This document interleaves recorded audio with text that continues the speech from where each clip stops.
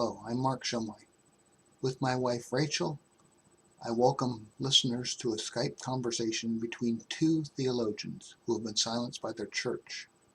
Brazilian Ivone Gebara and North American William Lindsey. Present today also to translate from Portuguese is Marlene DeNardo, who lived and worked in the rainforests of Brazil. Thank you, Marlene. We're especially grateful for your presence today because you've been responsible for a celebration of Dorothy Stang 10 years after her murder in the Brazilian rainforests. Christopher Shumway is also with us, providing technical support connecting the California Bay Area with Brazil and Arkansas through Skype. Ivone Gebara was silenced when the Theological Institute of Recife was closed by order of the Vatican in 1989. William Lindsey, without explanation, was dismissed from his post as chair of the Theology Department of Belmont Abbey College in 1993.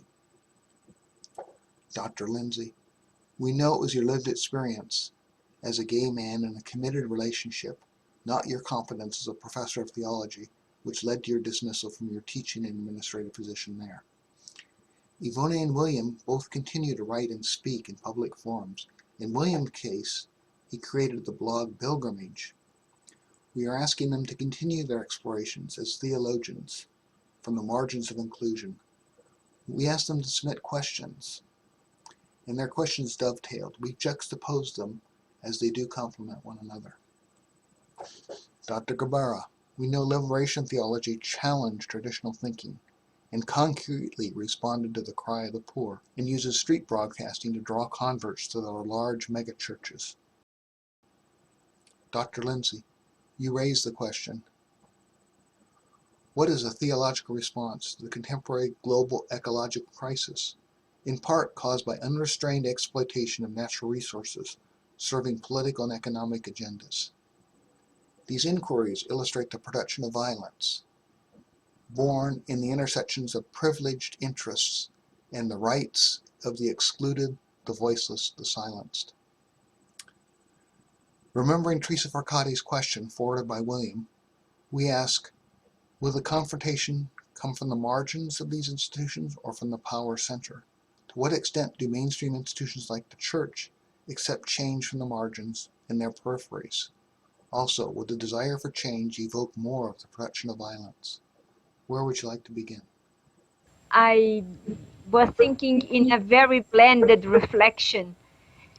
And so please, William, you can interrupt me and I can interrupt you, and everybody can, we can try to talk together and exchange ideas. I don't know. Yes. Okay? Yes. Now I would like to blend three questions. And the first, I am feeling how much the two aspects are very connected, especially in last years, not only in Christian perspective, but in Jewish perspective, in Muslim perspective, in Buddhist perspective. Politics and religion are very, very close, very, very connected. So, it's okay, William? Yes, it sounds wonderful, Ivone. Thank you. First, I would like to express some personal difficulties regarding the present opposition that make Sister Teresa Forcadis. If I understand, she and probably lots of people, and I was one of those people in the past. I make a kind of opposition into these two ideological sides, because I'm not talking only in a material side or in a social side, the poor and the rich, but a kind of ideological mm, opposition, which is understand uh, she and probably lots of people, and I was one of those people uh, in the past, kind of opposition into these two ideological sides, because I'm not talking only in material side or in a social side, the poor and the rich, but a kind of ideological uh, mm, opposition, which is larger than only speak on poor and rich. So I personally, during long time, I was opposing these two ideological side in when I was working in the first years of liberation theology, and I believed that social liberation will come only from the poor uh, or from marginalized people, because they were the victims of the cruel system of exploitation or exploration. No, Exploitation. I never. Exploitation. Right. Yes. So, but today I can see that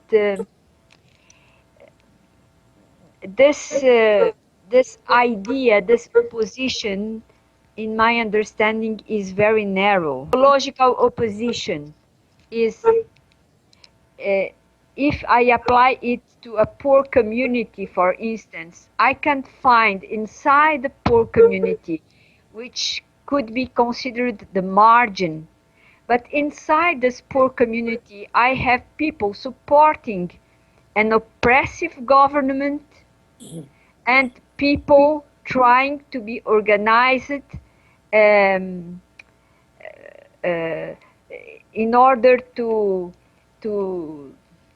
struggle for the common Common good. Common good. common good.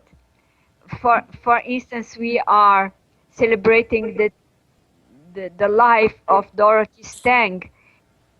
Marlene know very well, inside the same community, the center and the margins, and I feel that here in Brazil we still are saying things like this. Sometimes people says, "Oh, this bishop, he is very conservative, and the other one, he is very progressive." But sometimes the progressive is very conservative in some issues, and sometimes the conservative is open to other issues. So it's very difficult now to have this clear concepts as we have in the 80s and 90s. Of course, I'm talking from Latin America, and especially from Brazil, and now in São Paulo, since I I was sick, so I am still here. Yes. So I feel that this traditional label, margin center, it doesn't work as it was working in the past. Good point. Yes. It's clear. Very clear. Very clear. Very clear. And Go ahead. as I listen to what you say, Tony, and I think you're right, I think of the methodology of your book about evil and how you, I talked with Rachel about this recently by email, how you lay a phenomenological foundation for your theological analysis by looking at the lives of different women. And I see from the way that you approached the question of evil in that book that already you're working against this kind of simplistic, binary way of understanding the world. So that you even come to the conclusion that it's too easy to separate things into good and evil in the stark dualistic way that has often been the case in Christian tradition. When I was struck by your starting with the word blended, and I'm hearing you arguing for an approach that blends more than sorts the world into rigid categories of analysis. Yes. Center become problematic when they're used in this easy, simplistic way.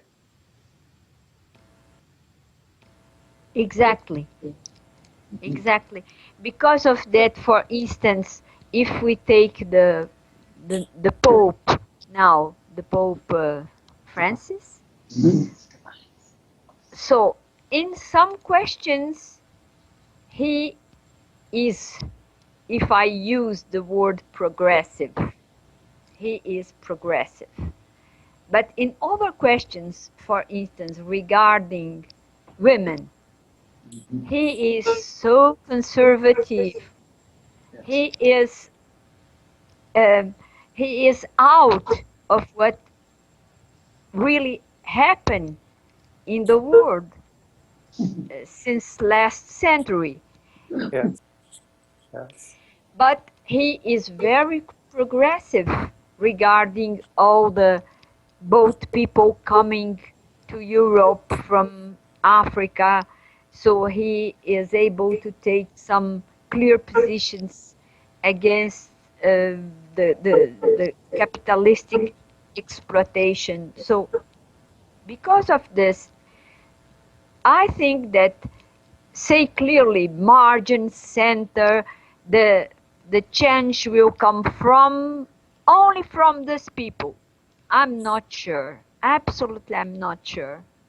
People living in struggling communities, economically struggling, impoverished communities, culturally impoverished communities, is how and where can those people claim a consciousness that's not being manipulated from the outside? Wow. When I hear you talk about the phenomenon of Pentecostalism in Brazil and the way in which it uses technology in order to spread its message and to gain adherents, what I hear is a description of a kind of assault on the consciousness of people, an attack, if you will. Okay, yes, yes. Which is being funded from the outside. I suspect that there are many sources of funding coming from the developed sector of the world, which benefits from inculcating a certain kind of religious ideology among people in struggling communities. And I suppose the question I'm left with is, how does a poor woman raising her family in one of these communities escape from this manipulation of her consciousness? How do people avoid being pulled into the movements that would kill Dorothy Stang, for instance? You're right, these movements have adherents within marginal communities. I look to Pope Francis, and given how he thinks about women, I don't see much hope for transforming the consciousness of people coming from his approach.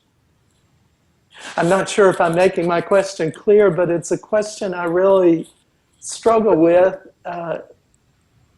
and one that you've given a lot of reflection to.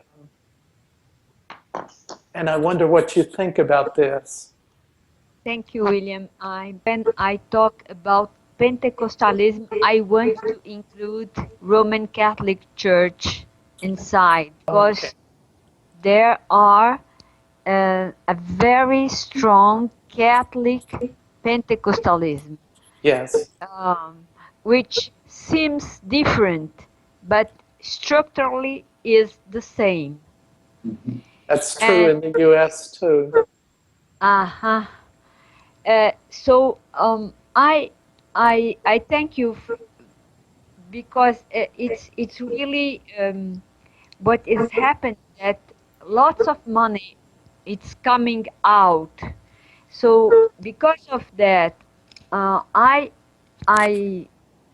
I want to share among us that now in the present times, religion always, it was always, but in the present times is more linked. All religions are linked to the stability or instability of politics and economic. I feel very uncomfortable, but I have to say that um, we are always manipulated. Me too. I am. I feel I sometimes I say, oh, I am conscious about that, but in fact, uh, everyone manipulate everyone. You know, if I choose a bank to receive my aposentadoria, o que é pension? O que é aposentadoria? Retirement. Retirement. If I choose a bank to have my retirement, um, I know that I will be manipulated by the owners of this bank, because they will try to sell me their product all the time, as they did. So all of us are manipulated. If you go to a supermarket to buy something, so you can read the ingredients of a drink, and sometimes they put a name that you do not understand, and this name is not, it's as a product that it's not good for your health, so you are manipulated. So I think that in our society, in this capitalistic model, in this globalized model of capitalism, we are always manipulated by religion, by and poor people also, they manipulate when others, and they manipulate to have more money, and they lie as all people lie. So my issue is that inside this melted reality of human being, we are not only good, and not only bad, we are bad and good. Sometimes I don't know if I am good. Uh, I'm I am these last weeks reflecting on the power of goodness. How goodness is also a source of power, a source also of violence. So church, for instance, wants to be good to everybody, but the goodness of the church is a way of violence against some people. against gay men and lesbian women, against women currently. Also the theology that wants to be the revelation of God, it's in a sense violent against the environment, against the animals. So I think that the time of, I don't know if the word is exact, the time of innocence, that some are innocent. I'd say some are more responsible than others. But innocence is a word that doesn't exist. So I think that the time of, I don't know if the word is exact, the time of innocence, that some are innocent. I'd say some are more responsible than others. But innocence is a word that doesn't exist. Social and political and religious background. So I would say that when we talk about manipulation, I would say that the opposite of manipulation is not innocence, is not alienation, but I think I will have more than 1 year and a half without doing lots of things. But when I was working with different groups, I am always saying that do not believe that the good is only in one side. Don't believe that the evil is only in the other side. Don't believe that you are very good. You are good and you are bad. You are able to do bad things. So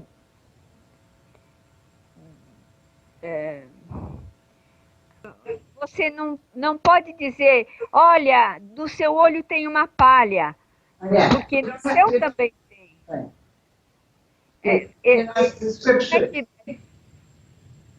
Como é que se diz isso em inglês? Don't point to the thing. Camera? No, don't point to the speck in the other person's eye. Or the log in your own. Yeah. Oh, okay, got it. That's what I'm saying. Matthew 25, Matthew, you know You the, remember, William? Do you remember that quote? where? Yes, yes. In my eye, I have something, but you have two in your eyes. Yes. A kind of shadow. Everyone have shadows that transform reality in our own interest.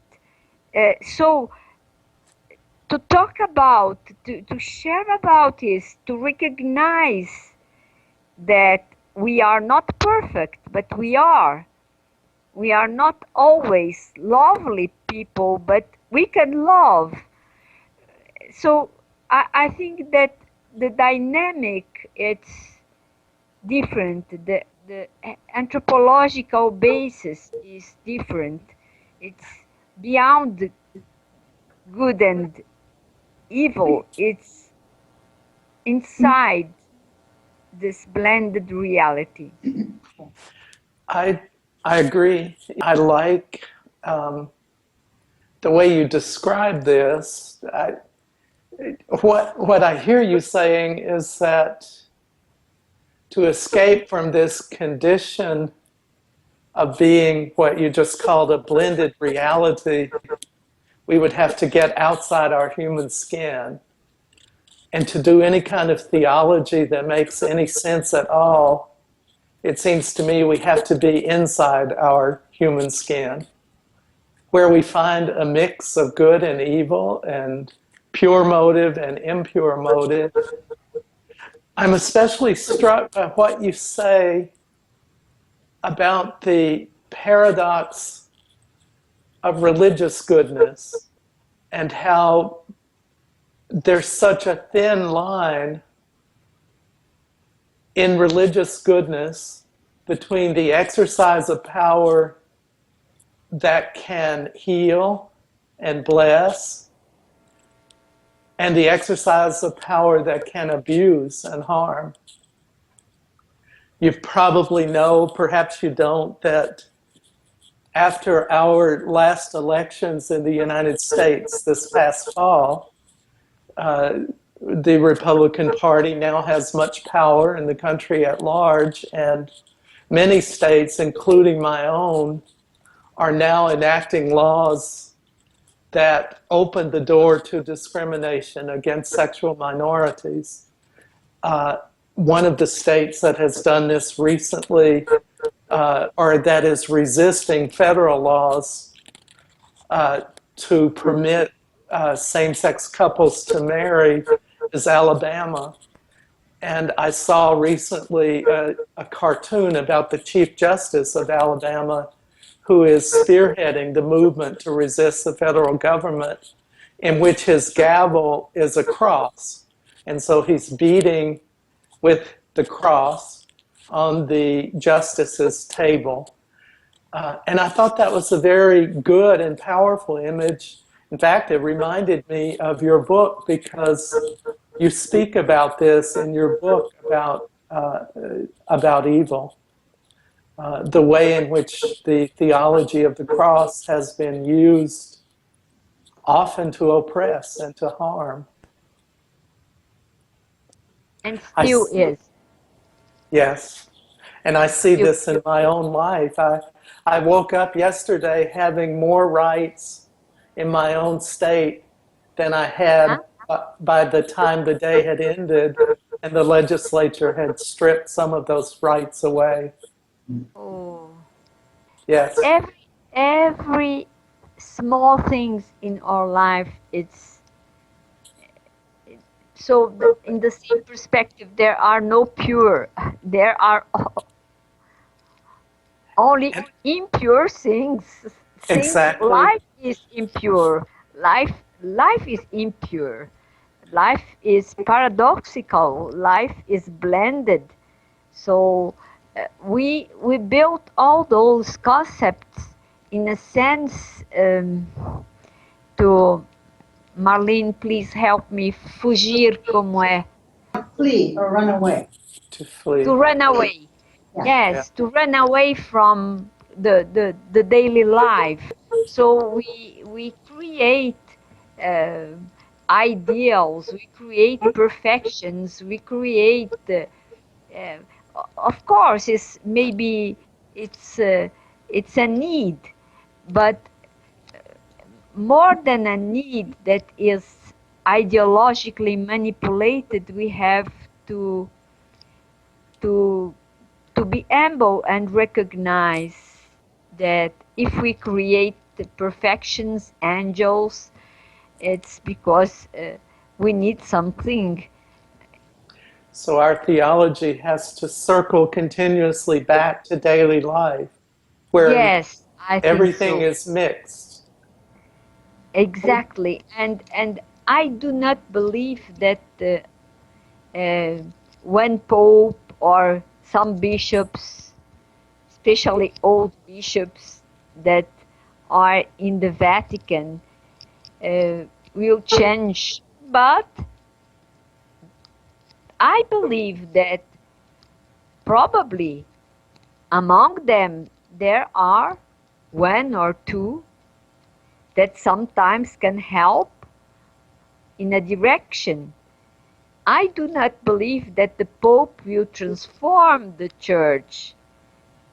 I do not agree that the papacy is so important. But Yes. as we have papacy, please, I prefer a better Pope, more I do I not agree. different issues, to different challenges than a very narrow one. So I believe that we are in a so strong transformation, moving for different uh, different places and different expressions. And do you see this, Ivone, as a global happening, that this transformation is happening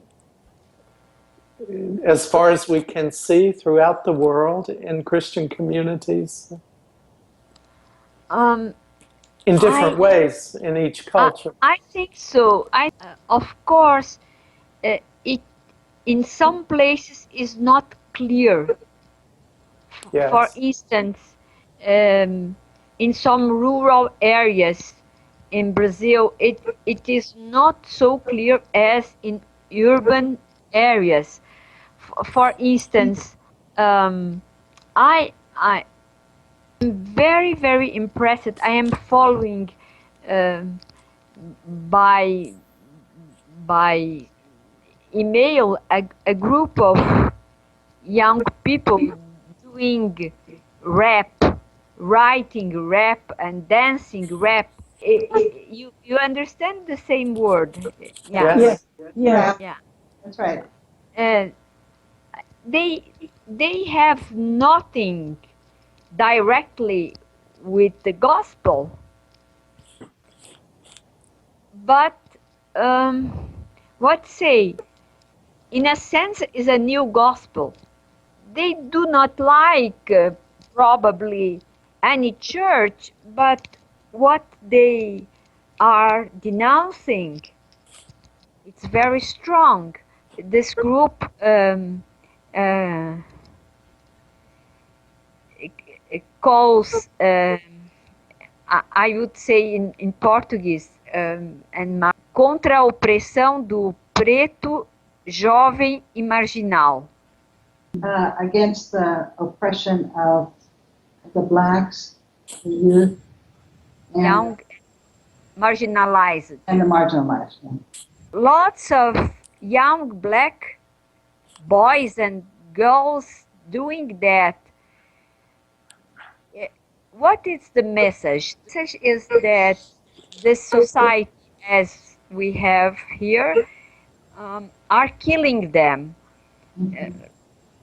The most here in São Paulo, the biggest number of young people killed here are black and poor. So this young people, with their music, with their movement, are doing something, but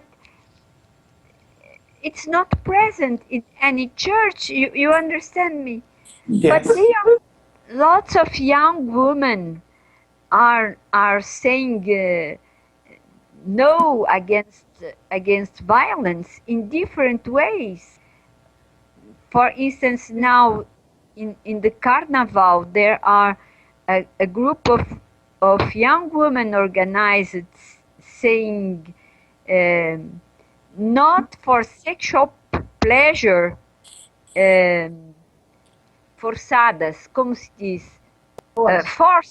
Forced. Mm.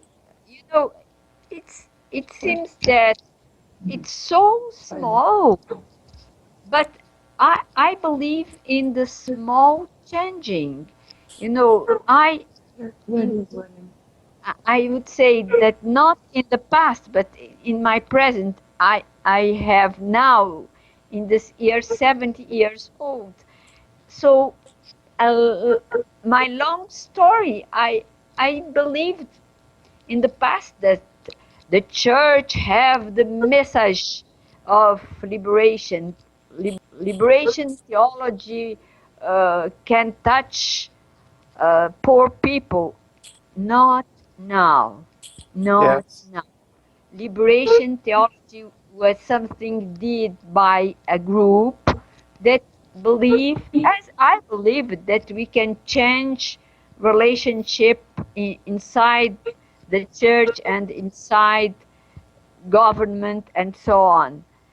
But now I can't believe on that. I believe, yes, in small initiative that that make a difference, and make a difference also in the government staff, because they make pressure and they can change something. My response is simple, Ivone. It's to say that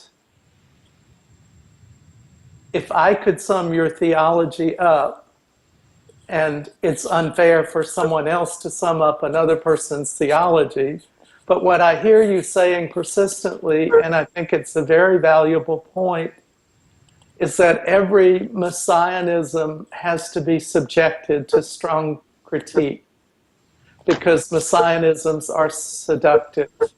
There's the messianism of liberation theology, of any religion. As you just said, there can be groups entirely divorced from and disconnected from the Christian community who still, to Christian ears, are proclaiming the gospel. And why should we build our theological systems in a way that we refuse to hear their message?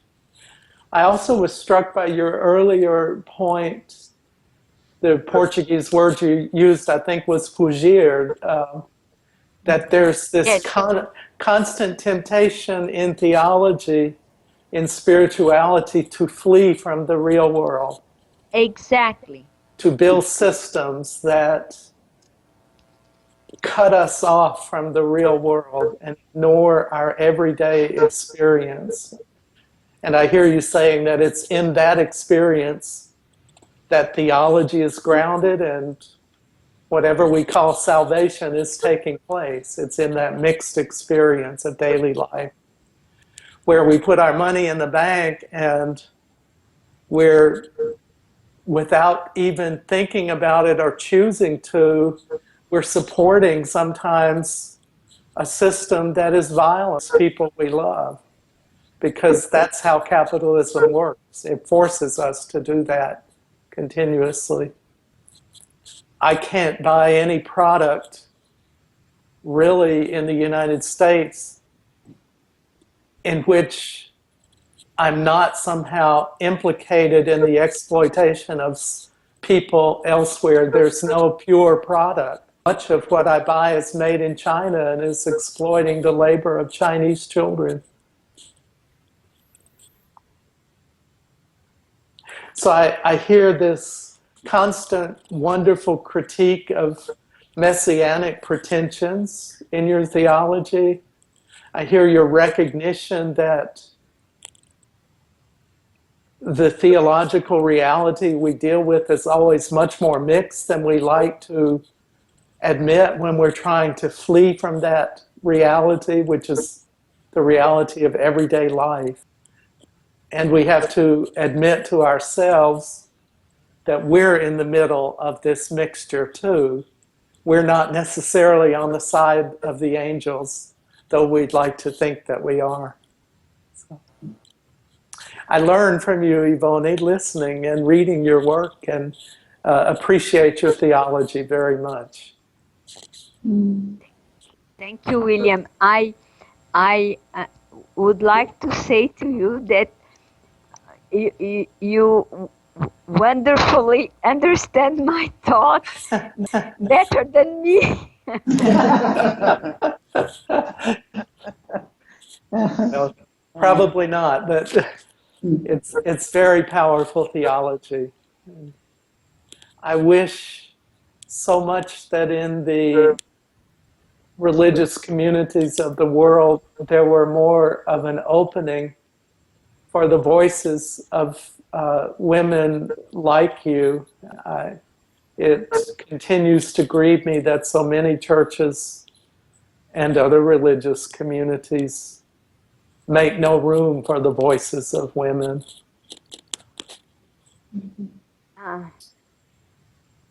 It becomes in religious communities very difficult issue. Yes. I think the more conservative, it's a kind of going back to the Vatican. To every people now are talking about the 50 years of the, the, the Vatican II Council, and I feel a kind of um, alimento, I'd say, Marlene, uh, Diga, Marlene, diga. alimento, nourish, Ah, alimento, comida, Food. food, Give- very old food. It's Mhm. not new. Not They nourishing. do not like to listen to new things. They are trying to talk about refoundation, recreation of what? Of old, very old things, ideas, mhm. but not listening to the life today. This is This is the challenge. the thing she's saying. Yes, I And agree. we probably have arrived at a time when we need to draw to a close. It strikes me that you've done part one of identifying where you're coming from as theologians, where you agree what you think is very important, and also where you think, Ivone, I think you're doing a lovely job of deconstructing authority from Rome as a help. It's not a help. Is that English clear, Ivone? Yes, it's clear. It's Yeah, clear. yeah. Because in the very questions that we ask, I want to ask you, maybe in conclusion, because I know we're going along, that each of you, in my view, in being silenced, has experienced something of wounding. And wounding is what you don't want theology to do. That's what I hear you saying, both of you. That when theology wounds us, it doesn't bind up our wounds and help us get out and operate. It wounds our minds, our understandings. Right away, you hit on the binary nature of the question. So of your own personal experiences, each of you has had an experience of being wounded by being officially silenced. And each of you has shown how irrelevant that process is, even though there's a wounding. Yes. Yes. It's a very irrelevant process from an irrelevant institution. Yes. Rachel, I don't know if you want William and me to say something in order to conclude. Conclusion of your own experience, not of the questions, but of this opportunity. William, do you want to begin now? And Okay, if you after, like, yes, Ivone, please. my sum up comment would simply be to echo what you just said, that so much energy is expended trying to revive paradigms and structures that have outlived their usefulness, which are not going to revive except as a sort of animated corpse. And wherever we need to go beyond this, in any kind of theological conversation, it seems to me, has to be beyond that point of trying to reanimate what is no longer working. I heard you saying that at the end of your comments, and I'm struck by that observation. I think it's very wise. I agree with you. It's a good ending point for me. Thank you. My personal reflection on the punishment of the churches to William and me is in a sense the opposite of grace, the opposite of the good news. It's a kind of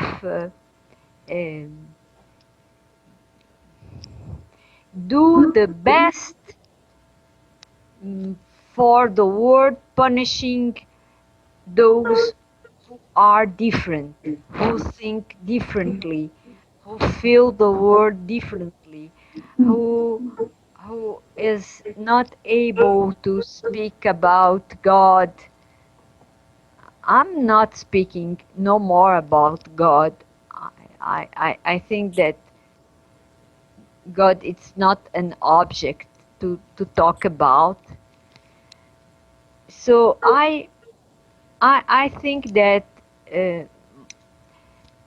as Rachel said, theology warned us, but more than theology, hierarchical system that is based on an idealistic perfection, a kind of false proud that they know what God wants. But in my personal experience, of course they want me, but in a sense I say thanks for them, because with their punishment, the women idea in Latin America, in the world, different movements, social movements, ecological movements, they appear, they say their word. I was silenced, but they are not silenced. Me too, I was not silenced. Oh, it's sorry, but it's so narrow to say to someone, you are, be silent. I really do not stay silent. I spoke all the time, you know. So the wound is a real wound, but I feel that with good consequences, because the hierarchical system shows its fragility, shows its inconsequence, shows that it was in a sense against the gospel. She articulated my experience too. Okay. Yeah. Thanks to all of you, and especially the initiative of Rachel to be in touch with me, to present William. Thanks to Chris. Thanks to Mark, and especially a great pleasure to see Marlene, my friend, here. I keep you in my heart. Yes. Muito obrigada, abraço grande. Para você também, obrigada. Thanks to all of you for this. Yeah. Thanks to all of you.